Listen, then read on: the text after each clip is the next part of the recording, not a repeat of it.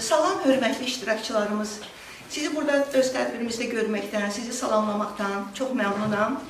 Qeyd eləmək istəyirəm ki, bugünkü sizinlə görüşümüzün belə bir problemə həsr olunubdur, nikahların pozulması. Bizim Müasir Cəmiyyət və Qadın Hüquqları İctimai Birliyi hazırda nikahın pozulması səbəblərinin hüquqi təhlili adlı layihəni icra edir. Bugün sizin qarşınızda belə bir layihənə, belə bir problemin çözülməsinə çıxış eləmək biraz ağrılı olsa da, amma vacibdir.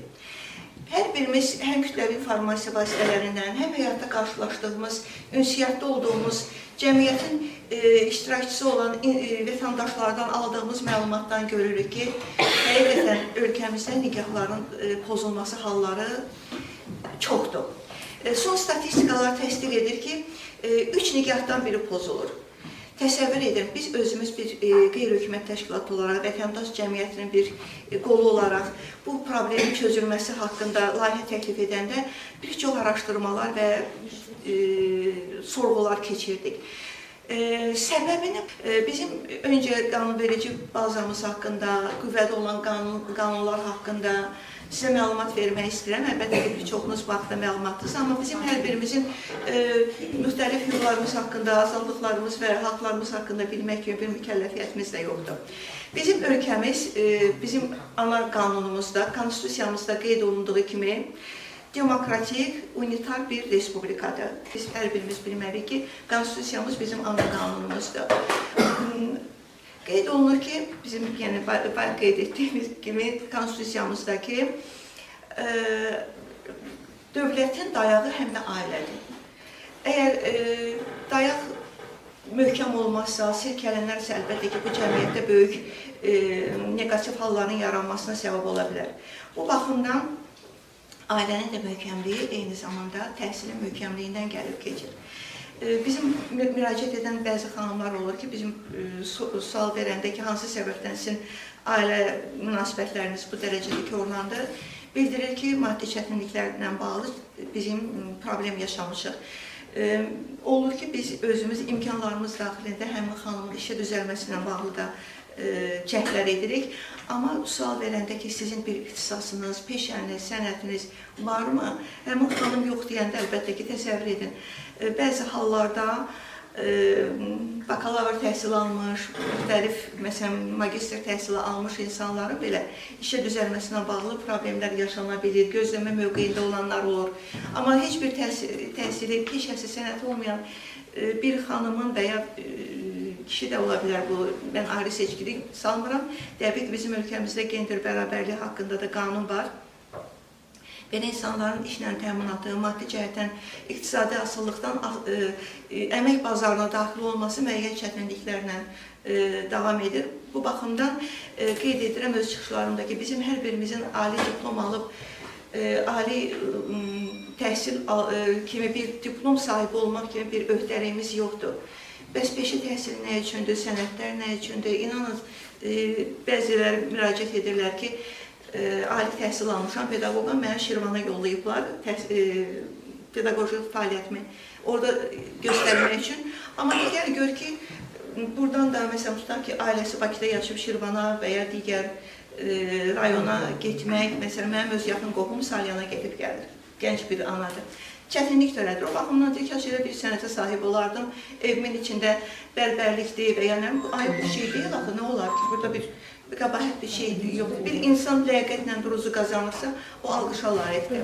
Mənim əzizlərim, qeyd eləmək istəyirəm ki, bizim həyatımız, məsələn, biz bugün nikahın pozulmasından, yəni ailə münasibətlərinin dağılmasından danışırıqsa, qeyd eləməliyəm ki, Azərbaycanda ailə məcəlləsi qəbul olunubdur. Həmin ailə məcəlləsində də ailədə həm uşaqların, həm atanın, ananın mövqeyi, onların vəzifələri qeyd olunubdur. Azərbaycan Respublikasında Uşaq Hüquqları haqqında qanun 1998-ci ildə qəbul olunubdur. Bu da dövlətimizin uşaqların haqqına, hüququna verilən böyük dəyərin təzahürüdür. Qeyd eləmək istəyirəm ki, Azərbaycan öz qəbul etdiyi qanunlardan başqa beynəlxalq konvensiyalara da qoşulubdur. Yəni, həmin, məsələn, uşaq hüquqları haqqında beynəlxalq konvensiya var. O da Birləşmiş Millətlər Təşkilatı tərəfindən qəbul olunmuş bir beynəlxalq qanun ataya da verilə bilər.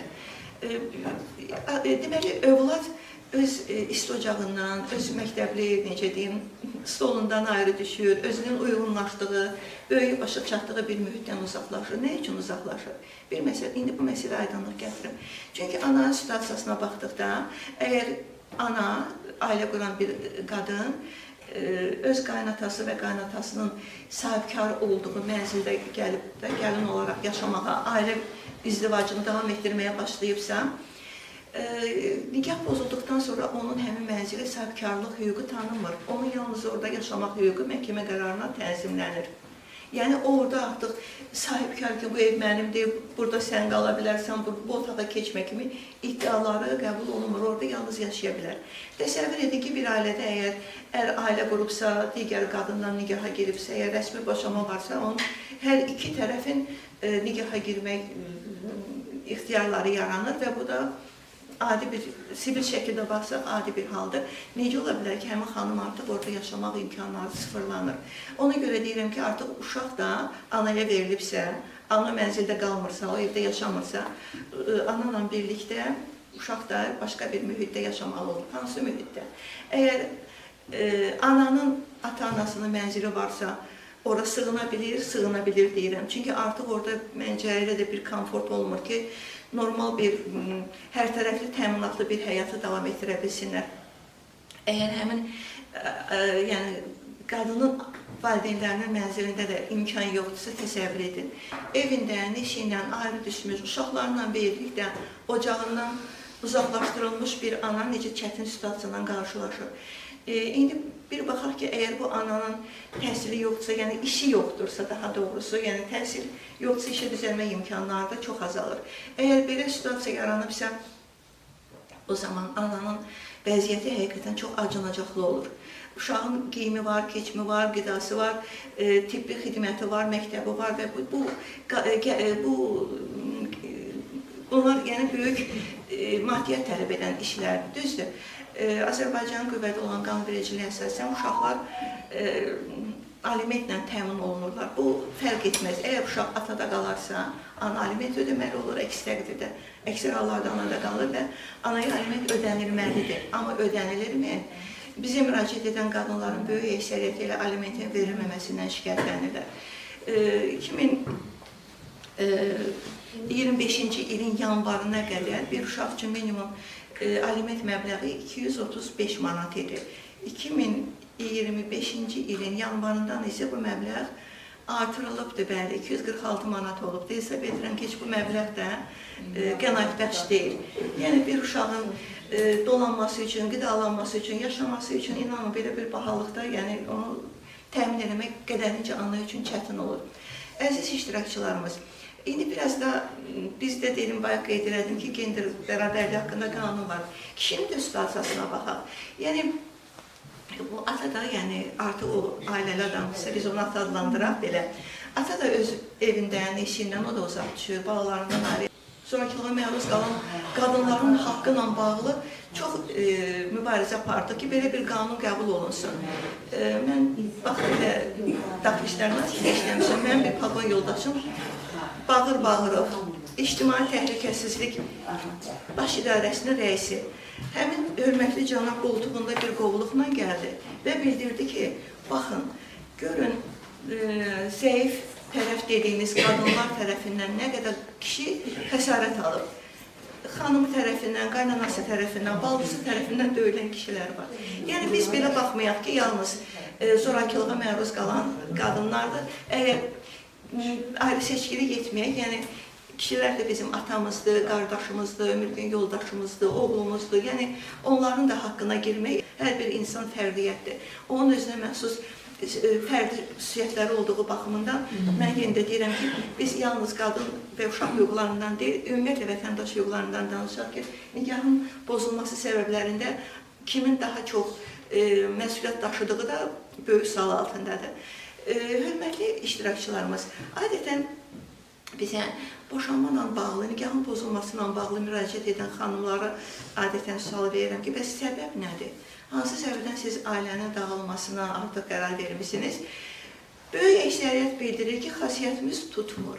Amma əziz dostlarım, xasiyyətimiz tutmur sözünün altında o qədər böyük sual işarəsi var ki, bunu da mən hərdən real qəbul edirəm. Heç bir insan, heç bir qadın və ya kişi fərq etməz, yenə də deyirəm, ailə daxili münasibətlərində olan problemləri və baş verən nüansları açıq şəkildə bildirmək istəmir. Mən sizdən çox rica edirəm, siz həm də şirniyyata qonaq olun, çayınızı için və qeydiyyatdan da keçməyinizi rica edirəm. Siz düşünməyin ki, siz orada telefon nömrəsi yazarsınız, birdən narahatçılıq olar. Yəni, narahat olmayın. Həm çayınızı için, eyni zamanda qeydiyyatdan da keçin. Oradakı qrafaları rica edirəm, doldurasınız. Xahiş edirəm, ötürəsiniz. Və eyni zamanda bir məsələni də diqqətinizə çatdırım ki, xahiş edirəm, rica edirəm. Tədbirin sonunda sizin hansı mübahisəli məsələniz var ki, hüquqi yardıma ehtiyacınız var, arzulanan deyil, amma bu heç kim heç nədən sığortalanmır. Sizin məhkəmə müraciətiniz varsa, eyni zamanda mediasiya müraciət etmək istəyirsinizsə, hüquqi yardım almaq istəyirsinizsə, xahiş edirəm, tədbirin sonunda əgər burada, indi biz müzakirə edəcəyik təbii ki, amma elə insan var ki, mən çox insanların yanında müzakirə etmək istəmirəm. Ona görə də individual şəkildə zəhmət olmasa yaxınlaşıb suallarınızı verə bilərsiniz ki, hüquqi yardım və hüquqi məsləhətlər ala biləsiniz. Bir məsələni diqqətinizə çatdırmaq istəyirəm ki, bizim dövlətimiz insanların haqqının, hüququnun, azadlığının qorunması üçün çox tədbirlər görür. Bununla bağlı bildiyiniz kimi Respublikamızda bir çox dövlət qurumları var. Azərbaycan Respublikası Ailə, Qadın, Uşaq Problemləri üzrə Dövlət Komitəsi, Məhkəmə Hüquq Şurası var, məhkəmələrimiz var. Eyni zamanda Daxili İşlər Nazirliyi, Ədliyyə Nazirliyi, pozulmuş hüquqların bərpasına bağlı qaynar xətlər var. Siz Ombudsman Müvəkkillik İnstitutu ilə müraciət edə bilərsiniz. Bundan, məsələn, son dövrdə statistika baxanda şkalanın nə qədər qalxdığını görürük, milyardların və boşanmaların pozulmasından bağlı. Bu baxımdan ölkəmiz bununla bağlı da dövlətimiz Mediasiya Şurası yaranması haqqında 2019-cu ildə qərar qəbul edildi. Balaca kiçik bir informasiya verilsə, Mediasiya Şurası nədir? Nikahın onları qəbul edən hüquqşünas da, yəni səlahiyyətli bir şəxsdir. Ola bilər ki, ailə daxilində elə bizim dilini heç kimi bilmədi, elə nüanslar ola bilər ki, individual şəkildə həmin hüquqşünas onu denəyir və burada bağların bir o qədər də sınmamasını, qırılmamasını görüb psixoloqa yönləndirir. Məhkəmələrdə hətta bir barışlı skamyası olur. Ola bilər ki, məhkəmə gedişində nəsə peşmançılıq ola bilər, qadın da deyə bilər ki, yoxdur, daha dözüm. Amma mən hesab edirəm ki, mənim nəzərəm, dözümün də bir pildəsi var. Dözüm də hansısa bir mərhələyə qədərdir. Düzdür, bizim indi bəzi stereotiplərdən azad olmayan, mən demirəm ki, bu rayondur, Bakıdır, Ucqar kənddir, xeyr. Adətən əvvəllər daha çox boşanma halları şəhərlərdə olurdu. İnanın səmiyyətlə, biz keçən il tədbirlərimizi veririk. Verdikdən sonra ölkə qutarır, sərhədli, uzaq bir regionlarda da biz keçirmişik. Onlarda da mən nə qədər dözməliyəm axı. Mən də hesab edirəm ki, birinci növbədə öncə insan olaraq, sonra bir qadın olaraq, bir ana olaraq olur ki, inanın səmiyyətimə, ikilikdə bu problemini çözmək istəyən qadın elə dəhşətlər söyləyib ki, mən hesab etmişəm ki, bir insan olaraq deyirəm ki, sivil şəkildə sizin ayrılmağınızı üstünlük verir. Çünki hər gün davadalaş, hər gün şiddət, ananın göz yaşı tökülən bir məqamların çox olması, bu qədər baskı, az qalıb tatami üzərinə çıxıb əlbəyaxa döyüş texnikası nümayiş elətdirirlər. Bəs nə qədər dözsün bu ana? O da bir anan, bir insandır. Bunu əl qaldıran insan da düşünməlidir, onun da doğmaları var, onun da anası var, bacısı var, belə şiddət göstərməyə nə yeri var? Belə insanlar hesab edirəm ki, sivil şəkildə elə vaxtında ayrılsalar daha xoş olar. Bir uşaqla mən görüşən zamanı ailədə boşanma baş verəndə ona bir vərəq verdim ki, oğlum, bəlkə bir şəkil, hansı şəkli xoşlayırsan çək. Uşaq inanın ki, göz yaşı çəkdi bir simada, göz yaşı yerinə qan çəkmişdi. Çünki uşaq ananın bu qədər şiddətə məruz qalmasına şahid olur. Belə uşaqların da travma içində böyüməsi doğru düzgün deyil. Bir gün, 5 gün, 10 gün uşaq hər gün evdə o 4 divar arasında belə şiddəti müşahidə edirsə, bu heç xoş olan bir hal deyil. Ona görə də belə uşaqlar, bayaq qeyd elədim ki, ayrılandan sonra nə olur? Ayrı düşür, bəzən babanın, nənənin himayəsində yaşayır. Elə situasiyalar olur ki, uşaq evində yaşamalı olur, belə hallar da var.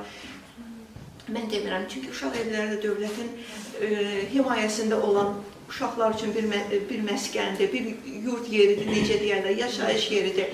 Orada da dövlət qayğısından bizim körpələrimiz, o mələklərimiz tərbiyə alırlar, təhsil alırlar, qidalanırlar, yaşayırlar. Özünüzdə bilirsiniz ki, burada yaxınlıqda uşaq evi də var. Mən orada çox tədbirlər keçirmişəm. O uşaqlar hətta mənə şeir yazıblar. Baxımdan bir üstadların səbəblərindən də biri budur. Çünki ailə qurduqdan sonra, əgər bu insanın zərərli vərdişi varsa, artıq ailənin də qayğıları çiyninə düşdüyü səbəbindən onun iqtisadi çətinlikləri artır. Bu baxımdan onun artıq digər məsələləri də maddi cəhətdən təmin etməklə bağlı yükü artdığından kəskinləşir vəziyyəti. Ona görə də yaxşı olar ki, ailə saf bir təməl üzərində qurulsun. Yəni, qarşı tərəfdən heç vaxt heç nə gizlədilməsin. Əgər indi özünüz bilirsiniz ki, tibbi xidmətlə də bağlı sığortalanmış bir xidmətlərimiz var. Bu barədə də kimin problemi varsa, nigaha qədər bu problem də çözülməlidir. İnanın ki, səmiyyət, mən nigahdan qabaq tibbi müayinədən keçməklə bağlı, inanın, mən o qədər müraciətlər etdim ki, heç olmasa müəyyən xəstəliklərin aşkara çıxarılmasıyla bağlı nigahdan qabaq çözülsün bu məsələlər ki, ailə qurduqdan sonra bu qlobal bir problemə çevrilməsin. Çünki biz həm vətəndaş cəmiyyəti, həm dövlətimiz möhkəm ailə istəyir. Möhkəm ailənin çox olmasını arzuluyorum. Möhkəm ailənin də təməlində təhsil dayanır. Mənim əzizlərim, təhsil həqiqətən insanın arzularının reallaşmasıdır.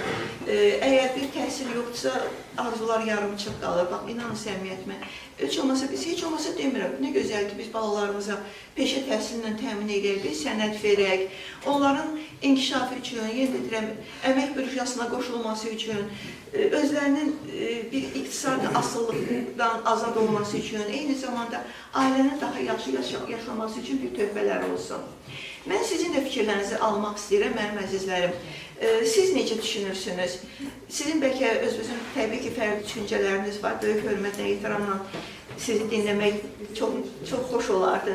Sizcə, nədən bu qədər boşanma var? Bəs biz nə edək ki, bunun qarşısını alaq? Çünki mən biz kəndlərdə də belə tədbirlər keçirmişik. Orada bir xanım bildirdi ki, seriallar bizim xanımları korluyur.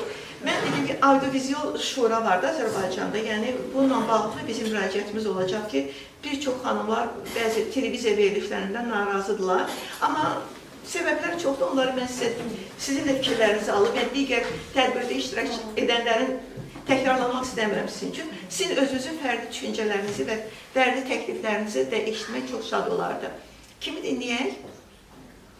Sizi. Bəli. Ümumiyyətlə, bu qərar həqiqətən çox məsuliyyətli bir qərardır. Ona görə də çox düşünüb, düzgün qərar vermək ən başlıca o amanımız olmalıdır. Amma təbii ki, istəmədən də olsa müəyyən nigahın pozulması hallarına rast gəlinir. Düşünürəm ki, qeyd vurguladığınız kimi serialların önəmi əslində bu insanın xarakterindən asılı olan bir şeydir. Yəni, o serialdan baxır necə, nəyi götürürlər, nə bilim, ilk olaraq anlamaq lazımdır ki, serialdır da, yəni, siz bizim həyatımıza o qədər də müdaxilə etməməlidir deyə düşünürəm. Teşekkür ederim, çok sağ olun, çok değerli. Baldız faktörü hal-hazırdakı dövrümüzdə də var. Yəni, biz bunu aşa bilmirik. Nə qədər inkişaf eləsək də, hətta belə deyərdim ki, ən müasir düşüncəli ailələrdə də bu var. Bütün ailələrimiz də özünü göstərir. Biz nə qədər desək ki, yox, biz müasir düşüncəliyik, mənim qaynanam oxumuş adamdır, biz çox elit təbəqənin insanlarıyıq, amma yenə də biz bunlarla qarşılaşırıq. Yəni bu ola bilər. İkincisi də düşünürəm ki, insanın yalnız özünün fikirləşməsi olur. Üçüncüsü daha doğrusu. Çünki biz burada artıq övladlarımızı ikinci plana atırıq. Çünki heç bir uşaq öz istəyi ilə dünyaya gəlmir. Ana, atanın məsuliyyəti o uşağa yaxşı gələcək verməkdir. Çox təəssüf ki, yarımçıq ailələrin uşaqları, düzdür, bunu hamısına şamil eləmirəm. Amma əksər vaxtı yarımçıq ailələrin uşaqları da müəyyən qədər bir boşluqlar olur. Çünki ata və anadan fərqi yoxdur, istər uşaq ananda qalsın, istər atada qalsın. İkisində də belə deyim, müəyyən qədər bir boşluqlar olur. Yəni könül istər ki, heç bir nigah pozulmasın, amma təəssüf ki, biz yenə də deyirəm, bu halla qarşılaşırıq.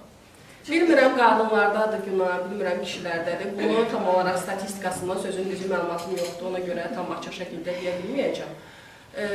Bir-birini anlamaq, belə deyim də, əslində insanların bir-birini anlamasında çox problem var. Yəni, düşünürəm ki, bir-birimizə dediyimiz sözlər bir-birimizin boğazından keçmir. Yəni, dözümsüz olmuşuq.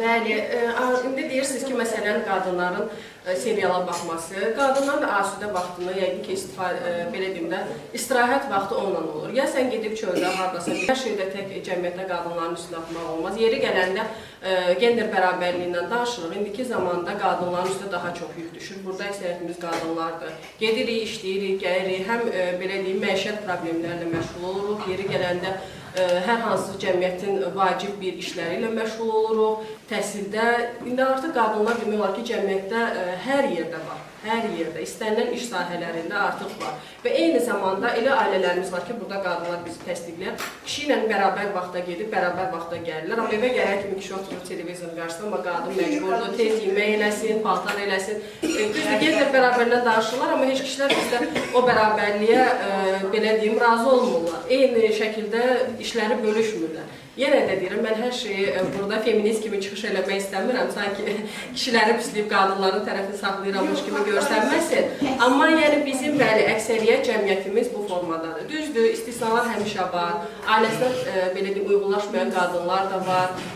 Razılaşmayan qadınlar da var. Nə maddi cəhətdən, nə mənəvi cəhətdən mən bunu inkar edə bilmərəm. Amma bizim cəmiyyətimiz vəziyyəti hal-hazırda bu formadadır. Çox değişik. Yəni qadınlar inkişaf elədikcə çox təəssüf ki, kişilərin yükləri bəli, gəlib daha azadlığa çıxmaqdansa, məsələn, mən özüm evdə elə fikirləşirəm ki, artıq azadlığa çıxmaqdansa daha çox yüklənirsən. Kişinin bütün öhdəliklərini, o yalnız sadəcə işə gedib gəlməkdən ibarətdir. Arada fikirləşirəm ki, tərsini olub. Əvvəl qadın deyirdi ki, gedəndə məni işə salarsan, indi kişilər qadınlar ki, gedəndə məni düşürdərsən işə, sən gedib o bizi işlərini görərsən. Yəni çox təəssüf ki, bu vəziyyətə gəlib çıxırıq. Bunu da yaradan bizik. Teşekkürler. Birisinin maşını olur, digər qadın baxır, mənim niyə maşınım yoxdur? Evdə başlayıb problem yaratmağa. Ona görə də, yəni ilk başdan heç bir belə bir şey olmalı deyil. Qadın qadınlığını bilməlidir, kişi də kişiyi. Məndən də bu qədər. Onu da dərk edəndə bu daha yaxşıdır. Amma yox, özünü təsdiq tələbatı kimi, o da özünü təsdiq üçün, necə deyim, evi məkan seçsin, mən də özünü təsdiq üçün evi məkan seçim və yaxud bu formada gediriksə, istər-istəməz prinsipial yanaşma formalaşır ki, bu da bəzən digərin pozulmasına səbəb olur. Teşekkür ederim. Ben de İrade Hanım. Dediyinə qatılıram ki, bu belə deyək də, bizim yaradılışımızda bu var ki, qadınlar odu qoyur daima, kişilər isə gedib od qoyub, gətirib və biz qidalanmışıq da. Yəni qadınların belə deyək də, funksiyası bu olub ki, övlada baxmaq, odu qorumaq və yemək hazırlamaq. Artıq bu, belə deyək də, rollar dəyişib, artıq kişilərin sanki acizləşməsi gedir cəmiyyətdə. Yəni bu, mənə elə gəlir ki, bizi çox narahat edən bir haldır, belə olmamalıdır. Yəni bir ata, belə deyim də, rolu, ata modeli artıq oğlanlarımızda da bir cılızlaşma gedir, bəli, bir arxayınçılıq yaranır. Düşünürəm ki, boşanmaların bir səbəbi də bu qadınların bu qədər azad olmağıdır. Yəni hər şey gözəldir, amma bir həddə, bir sərhəddə qalmalıdır. Ailələrdə də bu belə olmalı. Çünki ailələrdə son sözləri kişilər deməlidir. Bəli, ailədə bir, belə deyək də, ata modeli olmalıdır ki, bu ata modelindən də oğlanlar, belə deyək də, öz tövhəsinə almalıdır. Amma təəssüf ki, artıq ailələrdə bu model getdikcə zəifləyir və boşanmanın bir səbəbi də budur. Amma dediyim kimi, bədbəxt ailələrin hərəsinin öz hekayəsi var ki, yəni biz deyə bilmərik ki, səbəb budur, səbəb odur. Hərəsinin özünün səbəbləri var, haqlı səbəbləri var və bu haqlı səbəblərə qarşı ay niyə filan kəs boşandı, filan kəs niyə boşanmadı, belə deyil. Yəni, bəlkə də biz də o situasiyada olsaydıq, biz də dözə bilməzdik. Bəli, haqlısınız. Bəli, ona görə də Allah ailələrimizi qorusun məncə. Mənə individual bir ailə göstərilsin ki, onun heç bir problemi yoxdur ailənin. Elə bir şey yox. Hər ailənin öz problemi var. Mümkün də deyil ki, o individual bir ailə olsun. Hərənin evdə nəsə bir problemi var. Serialların yaxşı cəhəti niyə götürürlər, pis cəhətdən? Çox şey asılıdır müəllimə. Mühitdən çox şey asılıdır evdən. Valideyn bizdən, keçmişdə bizim qadınlar işləmirdi. İndi kişilər bizdən necə, biraz dili qısa niyə olurlar? Qadın da işləyir, kişi də işləyir. Kişi evə gələndə deyir, yemək verir, mən də sənin kimi işdən gəlmişim. Ona görə də çox ailədə çox problem gedir. Hala biraz şey olsa, indiki zamanədə qadınlar bizdən necə çox irəliləşmə ona görə gedir ki, kişilərin dilləri qısadır. Qadın da işləyir, kişi də işləyir, ona görə. Problem də ondan olur. Ailədə bizən üçün, çünki uşağın tərbiyəsi valideyndən asılıdır. Qadın, indi bizən üçün, indi ana gizlətdir çox var. Bizən qızlarda ya uşaqlarda tərbiyənin pozulmağı mən çox anada görürəm. İndiki zamanədə analar həddindən artıq uşaq qızların arxalarında, yəni yox, kişi qarışmamalıdır, qızlar ata ana baxmalıdır. Ana baxmalıdır. Amma ata da boş vermir mənə. Olaraq bir sual vermək istəyirəm ki, bayaqlar bir söz dediniz ki, yəni qadınlar, qızlar ərə gedir, ailə qururlar. Sonra indi nəsə oldu da, yəni bu ailəni gətirmədi, yəni səbəb boşanmaya gəlib çıxırlar. Amma yəni qaynanalı, qaynatalı evə gəlin gəlib və boşanmaya məcbur olurlar, boşanırlar. Yaxşı, əgər qaynanadan, qaynatadan o ev ona qalmırsa, yəni mən bilirsiniz necə, mənim öz yaxın tanışlarım var deyənə, onlar boşanıblar və hal-hazırda da qız, yəni gəlin öz uşaqları ilə nə ata evində qala bilmirlər, çünki orada qəbul eləmirlər onları, məcbur olub kvartirant qalır, nə də ata. Ailə müqaviləsi mənə elə gəlir ki, ya məcburi olmalıdır, ya da ki, bütün o nüanslar öncədə deyirlər, şərt deməsin, xeyir gəlməz. Yəni, ailə qurmadan qabaq bütün o mənfi nüanslar nə ola bilərdi, yəni, hamısı gözü alaraq, qabaqcadan şərtlər qoyularaq mı deyim, o hüquq qanun çərçivəsində məncə imzalanır, sonra nikah qurulur. Məncə belə olur. Məcburi. Məncə məcburi olaraq nikahdan sonra almana aiddir. Sinif şagirdlərinin erkən nikah haqqında, orada ətraflı uşaqların da fikirlərlə. Yəni, siz dediniz ki, o uşaqların bir çox valideynlər ümumiyyətlə maddiyyat kimi baxırlar qızın həyat quranda. Yəni, onun fikrində çox soruşmurlar. Əslində qalanda, istənilən qız da, oğlan da öz getdiyi yolda qarşılaşdığı insanla ailə qursa daha gözəl olar. Çünki təməlli olar o ailələr. Artıq nə qədər olmasa o bilər də o necə hərəkət edir, nəyi xoşlayır, bir obyektin içərisində, bir məkanda onlar oğlan da gələcəkdə ailə quranda anasını oxşayan qızı istəyir. Və deyir ki, elə anam kimi də, yəni onun qarnına qalsın, bir şey eləsin. Orada artıq fikirlər haçalaşır. Yəni mikrofon uzadıb bizə şəxsən bir qadın kimi desələr, mən deyərəm ki, hanı bizim qadınların oturacaq yerləri? Hanı? Yəni nə mənada? Qadınlar üçün bir dənə bir yer ayır. Hara baxırsan qəlyan, hara baxırsan siqaret çəkirlər, hara baxırsan çayxanalar ancaq kişilər üçün. Bəs bu qadınlar harada istirahət eləməlidir? Bax, bu da mənə yəni narahat edən bir məsələlərdən biridir. Çox sağ olun. Təkliflərinizə görə çox sağ ol deyirəm.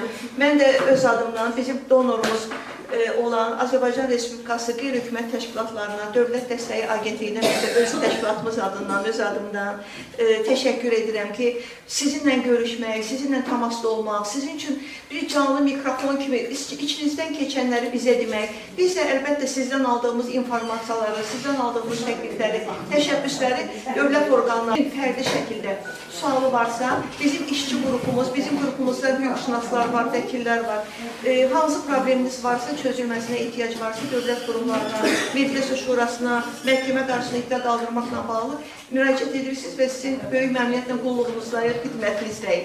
Çox şad oldum, var olun, sağ olun.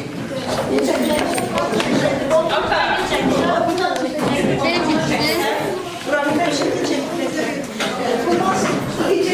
bilirsinizsə, hətta əgər peşə